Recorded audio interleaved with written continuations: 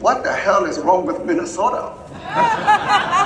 Oops, my wife would be very upset with me for using French language. I should not be cursing on the stage. But Minnesota, very unique situation. Because political consultants always say it is the economy, stupid. You can talk about this issue, that issue, but at the end of the day, if you want to know who's going to win the election, it's the economy. Focus on the economy and nothing else. Or is this year different? Is it going to be cultural war issues at play? Because the way Americans view of the other political party today, it is no longer handshake. It is evil. They are destroying the country. This is a sentiment among many Americans. In fact, if you look at the Consumer Sentiment Index, it is at a historically low today. People are not feeling happy. Look at the middle of the graph. That is 2008-2010, foreclosure crisis, Great Recession, 7 million job losses. Today, we don't have foreclosure crisis. We don't have job losses. Yet people are saying it is as bad as back then, or even worse. Now, this is what's reported, but as an economist, we'd like to look into the data a little deeper. So if we look at the data a little deeper, that sentiment index is comprised of two parts: future expectation and the current situation. The bottom line is, how do you feel currently? People without a job, certainly they're going to express bad sentiment. But one interesting part of this graph is that Americans are optimistic. Future expectation is always higher than the current conditions. People wake up in the morning to say, look, it's tough, but I know the future will be better. That's why I wake up. That has always been the case, except in recent years. Past 3-4 years, Americans are saying future, present, not good. The other political party is destroying the country. Well, let's look what happened on the past year, past 12 months related to the job market. The blue color is adding some jobs, but now we are beginning to encounter some state may already be in an economic recession, including the state of Virginia, with the Virginia opposition party won the governorship.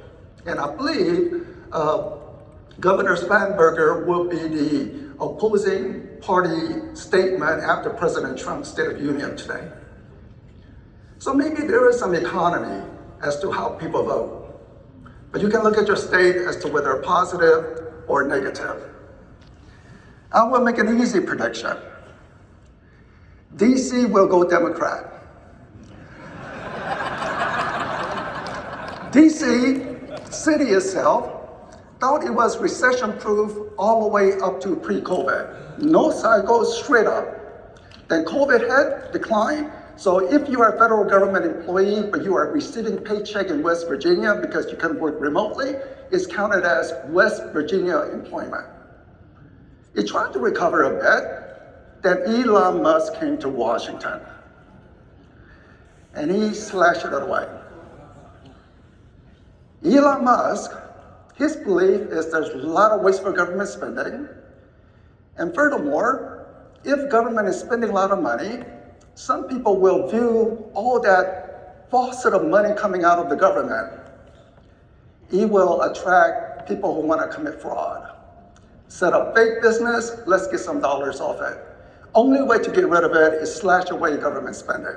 That's his belief. Now, we don't want the cuts to the major important program, like medical service, Center for Disease Control and things, but you know, how much of it is fat, how much of it is a muscle? So Elon Musk, when he came to Washington, with his mindset, essentially he made an offer to the federal government employees, offer they could not refuse. Offer not in terms of excitement, but more like Godfather movie offer. You either take early retirement in 3 months, or you will be fired today. Which one do you want? Many people took early retirement several months later, and the final data point you see their early retirement numbers. So tonight, President Trump will not mention softness in the jobs data. Because a part of the softness is not only the federal government slashing away, but some of the private sectors are no longer hiring. FedEx cutting people, some of the banking industry saying we're not gonna hire people. But one thing President Trump will say tonight, unemployment rate today is at historically low at 4.3%. And that is true. That's what the official data indicate. But the reasoning for the tight employment condition, even with very sluggish job growth, is that southern border is effectively shut down. So given that the southern border crossing is shut down, you are not creating jobs for people just crossing the country and say, okay, give me a paycheck. So we have tight unemployment condition, and to the degree that there is a job opening, let it go to Americans, not to foreigners who are crossing the southern border. No, please don't do that, because I don't want, I am wearing purple so that you don't clap, but anyway. So Elon Musk came trying to slash it away, but we still have record high budget deficit. Government spending in the red, federal revenue, including the tariff revenue, in the blue. So as long as the budget deficit remains high, mortgage rate can never go back to 4%. 5% is even a stretch. 6%, thank goodness we're already there. So even with the Federal Reserve cutting interest rate, it cannot go much deeper given so much government borrowing. So maybe without Elon Musk, maybe the deficit figure will be even larger, but still it is quite large. For the housing market, I like to look at housing demand over a longer term period. Rather than 1 year, let's say from pre-COVID to recent, essentially 6-year time period. And some states are outperforming compared to others. Florida, green. Texas, green. Rocky Mountain State, green. And the Carolinas, the superstars, 11% more job creation from pre-COVID to today. Dark blue, essentially above national average, while the light blue is below national average. They're adding jobs. But one interesting part of this graph is the following. Every state has record high employment in essence, yet we don't have record high home sales.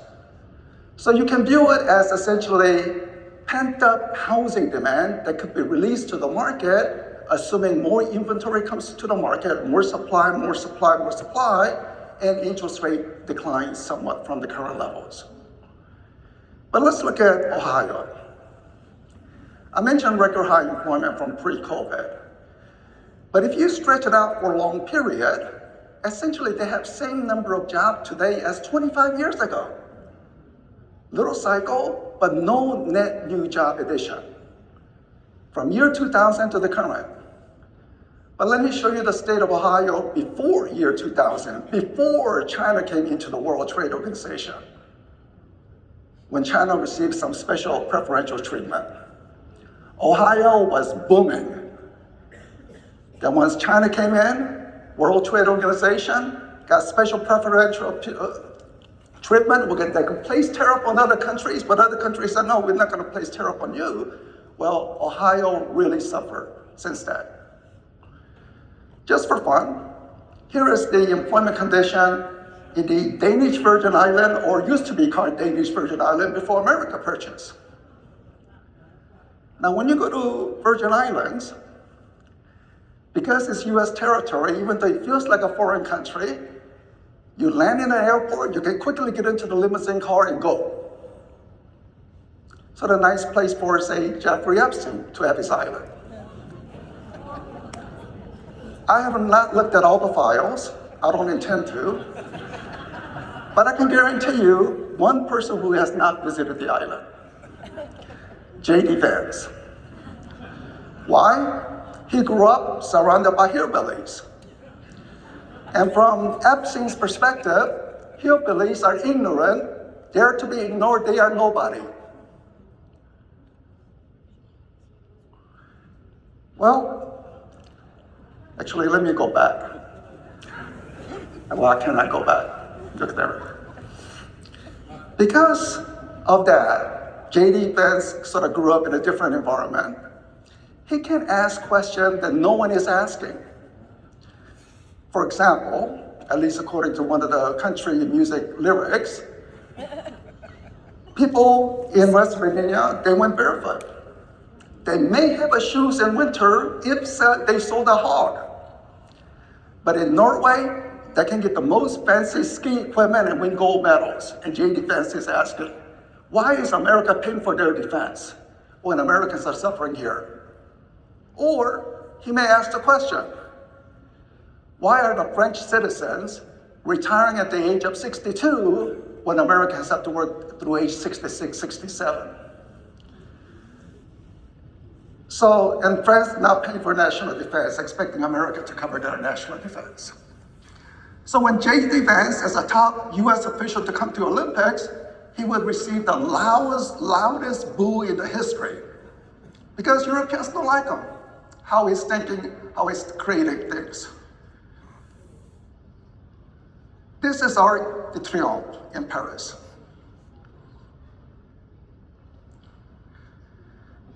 And for French speakers, I put trompe, which means translation, mistake, deception, fooling people, making a mistake. So Arc de Triomphe has a very interesting history. Napoleon built this to celebrate French soldiers going through. But the reality is the French soldiers never went through. We know about the American history. The first country to say self-government, no kings. And French Revolution essentially wanted to do the same. Lafayette is the only person to play a critical role in two revolutions, American Revolution and French Revolution, and almost got guillotined as French Revolution went to excess. But Napoleon's idea was to say, we want to get rid of all the kings in Europe, spread it. 500,000 army, let's go all in. But at the end of the war, it was the Russian soldiers who went to the Arc de Triomphe. And Napoleon kicked out of the country before reviving a little bit later. But another interesting twist to the story is the Russian officers who went through the Arc de Triomphe essentially said, you know what? Russian society with the Tsar, I don't like it. I like the spirit of America. I like the spirit of French. So they wanted to create a movement in Russia. Many were killed, but not their spirit. 100 years later, they had a Russian Revolution. But Lenin, a few months later, made it into communist revolution. But the first revolution was essentially to get rid of the Tsar self-government ideas. So here's my prediction for the election. What's gonna happen? Al Gore, national political figure, can never win an election in the state of Tennessee.